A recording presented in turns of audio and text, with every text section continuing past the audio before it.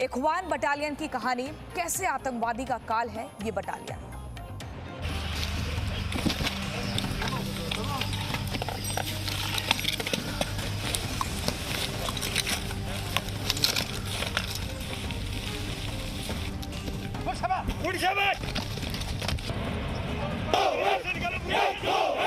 बशीर अहमद भट्ट के घर में जितने भी सिविलियन हैं, मर्द, औरतें, बच्चे, बूढ़े, बीमार, अपनी खिड़की दरवाजे खोल करके लाइट ऑन करके बाहर आ जाओ।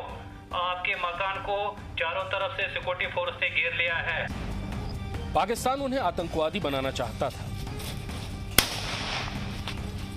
उन्होंने पाकिस्तान के आतंक की लंका जला दी।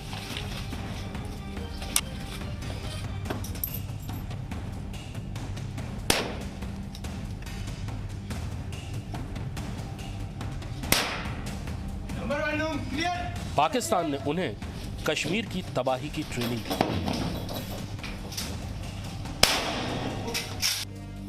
उन्होंने कश्मीर के दुश्मनों को ठिकाने लगा दिया।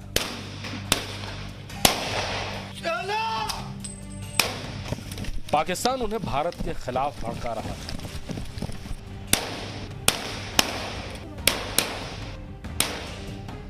पाकिस्तान बोलते हैं उधर वहाँ फायरिंग करो फौज के ऊपर, तकरीबन 90% अपने आप को बचा लो, ये उस टाइम बोलते हैं।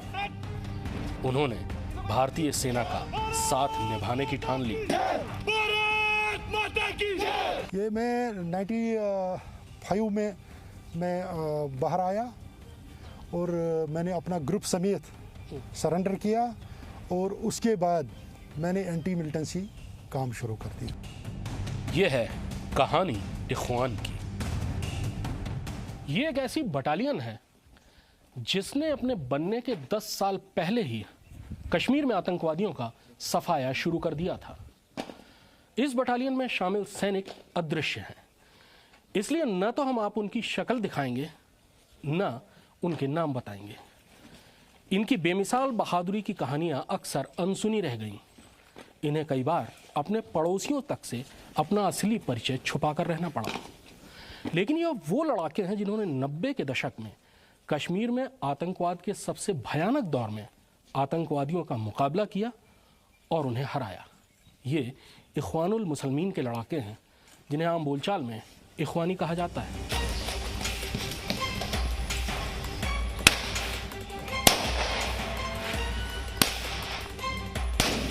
जब बात आतंकवाद के खिलाफ ऑपरेशन की हो, जब नौबत आतंकवादियों को चुन चुनकर मारने की हो, तब सबसे ज्यादा जरूरत इसी बटालियन की होती है।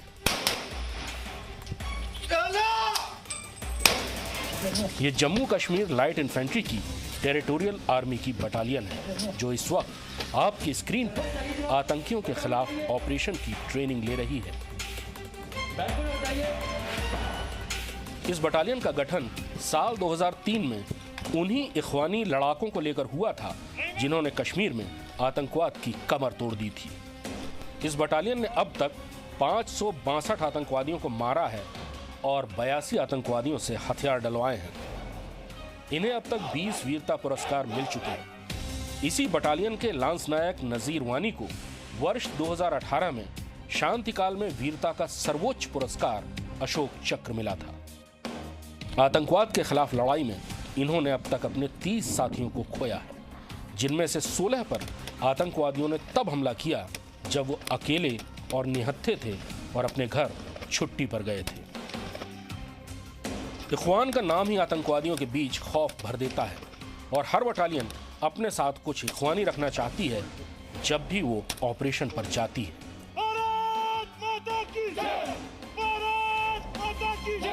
वही पसीने जो है लड़ाई के दौरान टेररिस्ट के साथ लड़ने में आपको मदद देगी। समझ आई बात? इसलिए कोशिश करना है और भी अच्छा करने की, ताकि आने वाले समय में एक अच्छे सोल्जर आप साबित हो सको। ठीक है? इख्वानियों के इतिहास का ज्यादातर हिस्सा कभी सामने नहीं आया। इन्हें कई बार विवादों और आरोपों का सामना भी करना पड़ा। लेकिन जिसने भी 1990 के दशक में कश्मीर में आतंकवाद को करीब से देखा है, वो एक बात बिना शक कह सकता है कि उस दौर में आतंकवाद के लिए सबसे बड़ी चुनौती इख्वान थे। पाकिस्तान ने कश्मीर हथियाने के लिए 1947 और 1965 में हमला किया, लेकिन नाकाम रहा। 1971 की हार के बाद पाकिस्तान ने कश्मीर को भारत से अलग करने के लिए एक खास प्लान पर काम करना शुरू किया। ये था ऑपरेशन टुपाक। इसके तहत कश्मीर में आतंकवाद को भड़काकर उस पर कब्जा करना था। जम्मू कश्मीर चुनाव में जबरदस्त धांधली के बाद फारूक अब्दुल्ला की जम्मू कश्मीर नेशनल कॉन्फ्रेंस और कांग्रेस की मिलीजुली सरकार बनी। कश्मीर के आम नागरिकों में असंतोष भड़कने लगा और JKLF ने सबसे पहले आतंकवादी वारदातें शुरू कर दी। पाकिस्तान पूरी तौर पर सक्रिय हो गया, लेकिन जल्द ही उसे JKLF की स्वतंत्र कश्मीर की मांग से परेशानी होनी शुरू हो गई और उसने हिजबुल मुजाहिदीन को पैदा किया। हिजबुल पर पाकिस्तान का पूरी तरह नियंत्रण था। ये वो दौर था जब एक आम कश्मीरी लड़का जब चाहे आराम से बस में बैठकर पाकिस्तान में आतंकवाद की ट्रेनिंग लेने जा सकता था। घाटी में हजारों आतंकवादी खुलेआम कत्लेआम कर रहे थे। 89 की अक्टूबर नवंबर की बात है, तो लोगों ने बिल्कुल यहाँ पर एक माहौल बना लिया जिसमें हम सब नौजवान, मेरी एज उस दिन यही 18-19 के करीब थी, सब नौजवान उसमें बहक गए, जिसमें मैं भी एक बहकने वाला बंदा हूँ। बट जिस नाम पर उन्होंने हमको बहकाया, जिस नाम पर हमको लाया कि आ जाओ ट्रेनिंग करो, जहाद ये वो, जब उस पार हम पहुँचे तो दिल सा उठ गया। ऐसा लगा कि हमारे साथ बहुत बड़ा गेम खेला गया। सबसे बड़ी बात होता है कि ट्रेनिंग कहाँ कहाँ और कैसे कैसे आपकी ट्रेनिंग हुई, कहाँ कहाँ हुई?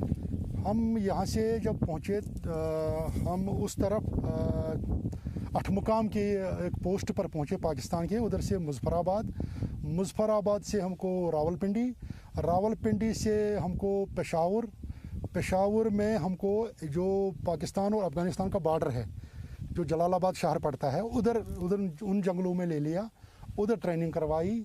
उसके बाद जब वापस हम आए 1-1.5 महीने बाद, फिर आर्मी से ट्रेनिंग करवाई मुजफ्फराबाद में ही। लेकिन रोमियो की तरह बहुत से कश्मीरी लड़के जिन्हें पाकिस्तान और अफगानिस्तान में ट्रेनिंग दी गई थी, वापस आकर ठगा सा महसूस कर रहे थे। उन्हें समझ में आ रहा था कि पाकिस्तान की हरकतें कश्मीर को आज़ादी नहीं बर्बादी की तरफ ले जा रही हैं।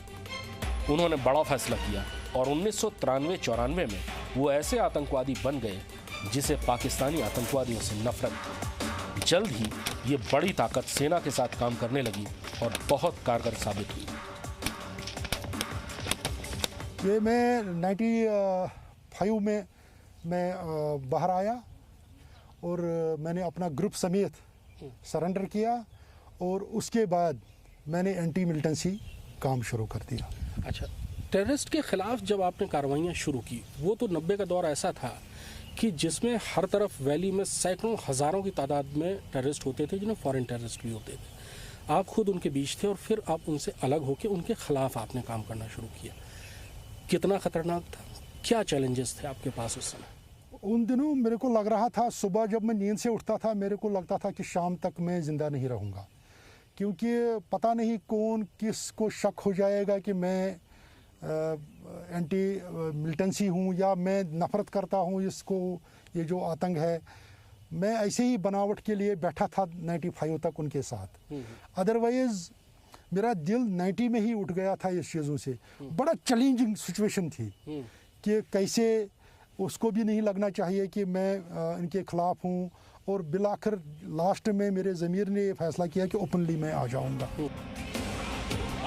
इख्वानियों ने साल 1996 में कश्मीर में चुनाव करवाने में कामयाबी हासिल की तो हर किसी का ध्यान उनकी तरफ गया। आतंकवादियों की हर ट्रेनिंग और टैक्टिक्स की जानकारी स्थानीय लोगों के बीच पैठ और इलाके के चप्पे चप्पे पर पकड़ने इन्हें आतंकवादियों का सबसे बड़ा शिकारी बना दिया और 2003 से ये भारतीय सेना का अहम हिस्सा बन गए। और आप क्या करोगे? उनका यही कहना था कि अगर वहाँ की फ़ौज कहीं निकलती है बाहर कैंप से, चक्कर शक्कर मार के उनके पीछे नज़र रखो। जो ही वो वापस कैंप में आना चाहते हैं तो आप जाके उनको गेट पे फिर तंग करो, उनको फायर करो, उनको अंदर बैठने मत दो। उसके बाद उनका कहना था जहाँ कहीं आपको पुल मिलेगा कि वो पुल उड़ा दो, स्कूल जला दो, ख़त्म करो, वहाँ अफरा तफरी उठा दो, वहाँ के बच्चों को पढ़ने मत दो, वहाँ के जवानों को कोई काम करने मत दूँ कि ताकि सब मिल्टन में ज्वाइन हो जाएंगे। यही अफरा तफरी। अच्छा, फिर यहाँ पे आप कब आए और कितने दिन आपने टेररिज्म? यहाँ पे मैं 94 में आया था, 1 साल में रहा। 1 साल में रहा मैं मिल्टन में। फिर उसके बाद सरेंडर हो गई थी पूरी पार्टी मेरी। क्या सोच के सरेंडर हुए थे? दबाव था या दिल में ये था कि दबाव कुछ नहीं था? दबाव कुछ नहीं था। उस टाइम जो हमारे सीनियर कमांडर थे, जैसे बड़े बड़े कमांडर थे, उन्होंने यही कहा कि ये रास्ता बिल्कुल गलत है, इस रास्ते में हमें कोई हासिल नहीं, कोई फ़ायदा नहीं मिला हमें। हमने इतने जवान खोए, आज तक हमें कुछ नहीं मिला। इसलिए हमने बातचीत की फ़ौज से, कल से हमें कोई फ़ौज नहीं तंग करेगा। हम फ़ौज के कैंपों में जा सकते हैं, हम फ़ौज के साथ खाना खा सकते हैं, फ़ौज हमारी हेल्प करेगी। यहाँ से ये गदर हो रहा जो भी ये मिल्टन है, जिन्होंने हमारे बड़े कमांडर साहब को मारा है, जो हमारा एक बड़ा बहुत कमांडर था उसको HM ने मारा था, बोला अभी हम इनके साथ लड़ाई शुरू करेंगे। लेकिन इन्हें कीमत भी बड़ी चुकानी पड़ी। इनके परिवारों को निशाना बनाया गया। छुट्टी पर गए इख्वानियों को मौत के घाट उतार दिया गया। राइफलमैन मुख्तार अहमद मलिक जब दुर्घटना में मारे गए अपने बेटे को दफनाने के लिए घर गए तो आतंकवादियों का निशाना बन गए। एक्चुअली मेरा बेटा 12th में पढ़ता था सर, तो 12th में जो मेरा बेटा पढ़ता था उसका कार एक्सीडेंट हो गया है। कार एक्सीडेंट के बाद उसका पापा, फिर मेरा बेटा 92 बेसिक हॉस्पिटल में 14 दिन ट्रॉमा में रहे हैं। तो उसके पापा फिर उसके साथ ही, जब जिस टाइम फिर मेरे बेटे की डेथ हुई है 14 दिन के बाद, फिर उसके पापा उसको दफनाने के लिए घर आए हैं साथ में सर। तो दूसरे दिन हमारे घर में मिल्टन घुस के मेरे पति को भी शहीद कर दिए। हालात के होंगे घर के, तो फिर जिस टाइम मिल्टन ने हमारे घर को और टारगेट बना लिया। इसका मतलब यह है कि मान लो कि उस टाइम तक मेरा पति ही सिर्फ एक मिलिटेंसी के खिलाफ था, लेकिन अब मैं हूं तो मैं भी मिलिटेंसी के खिलाफ हूं, मेरे बच्चे हैं तो वो भी मिलिटेंसी के खिलाफ हैं। क्योंकि जब तक हम भी हैं तो हमें वो नफरत दिल से कहाँ निकलेगी। बिल्कुल बिल्कुल मैं अपने पति का बदला लेने के लिए किसी भी टाइम तैयार हूँ। लांस नायक नजीर अहमद वानी भी 90 के दशक में आतंकवादी बने, लेकिन जल्द ही वो आतंकवादियों के दुश्मन बन गए। लांस नायक नजीर अहमद वानी भी 2004 में इस बटालियन का हिस्सा बने। उन्हें 2 बार वीरता के लिए सेना मेडल दिया गया। 25 नवंबर 2018 को वो 34वीं राष्ट्रीय राइफल्स के साथ शोपियां के बाटागुंड गांव में ऑपरेशन के लिए गए। वहां लश्कर तैयबा के आतंकवादी सरगना छिपे थे, जिनमें कुछ पाकिस्तानी थे। ऑपरेशन में पाकिस्तानी आतंकी समेत कुल 6 आतंकवादी मारे गए, जिनमें से 3 को लांस नायक नजीर अहमद वानी ने मौत के घाट उतार दिया और खुद शहीद हो गए। उन्हें मरणोपरांत अशोक चक्र से सम्मानित किया गया। जब वो पहले बात करता था, वो सबसे पहले ये बात बोलता था कि पहले मेरा फ़र्ज़ है, फिर अपने बच्चे, अपनी फैमिली। तो ये भी सच्ची बात है, जब वो छुट्टी पर आते थे तो वहाँ डर लगता था, क्योंकि वो P1 का लड़का है, तो वहाँ डर लगता था कि पता नहीं हमारे पीछे सिविल भी लग जाते हैं, पता नहीं किसी को खबर न दे तो हमें ख़तरा है, बहुत ख़तरा है हमें। लेकिन वो बार बार ये बोलता था कि पहले मेरी ड्यूटी है, उसके बाद मेरा घर है, मेरे बच्चे हैं। तो ये भी बोलता था कि जिस अफसर के साथ में जाऊँ, उस अफसर की अगर वो सामने जाए, लेकिन सब उसके सामने भी मुझे जाना है, मुझे अपना फ़र्ज़ निभाना है, मुझे देश के लिए कुर्बान होना है। तो उस बात की मुझे भी फख्र है। उसने जो कुछ उसने कहा तो उसने वो करके दिखाया है, उसने देश के लिए अपना खून बहाया। तो इतनी बड़ी इज़्ज़त थी उसकी, तो आज भी है। उसने देश के लिए अपनी इज़्ज़त बना के रखी है और पूरे देश की इज़्ज़त बना के रखी है उसने। आतंकवाद की कमर तब टूटती है जब स्थानीय लोग उसके खिलाफ हो जाते हैं।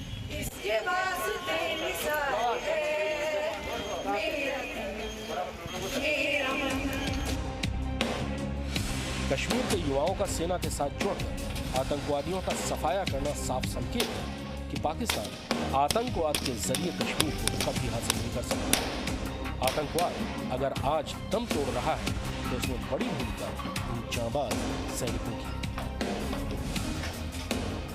भारत माता की जय! भारत माता की जय! भारत माता की जय! कश्मीर के इन युवाओं ने कच्ची उम्र में हथियार उठाए, पाकिस्तान और अफगानिस्तान में ट्रेनिंग ली, वापस आकर कश्मीर में आतंकवादी कार्रवाइयां की। लेकिन इसके बाद उन्होंने जो रास्ता चुना उस पर आज भी उन्हें खुशी भी है और गर्व भी। उन्होंने अपने साथी और परिवार वाले खोए, न जाने कितनी रातें खौफ में जाग कर गुजारी, लेकिन दोबारा आतंकवाद का रास्ता नहीं पकड़ा। जो हथियार पाकिस्तान ने इनके हाथों में पकड़ाए थे, इन्होंने उसका रुख मोड़ दिया और अपने कश्मीर को बचाने के लिए जूझ गए। ये लड़ाई आज भी जारी है और ये लड़ाई तब तक जारी रहेगी जब तक कश्मीर में एक भी आतंकवादी जिंदा बचेगा। Krishna Mohan Mishra, Zee Media, Budgam, Kashmir. Presenting B News app, available on Google Play and App Store. Download it now.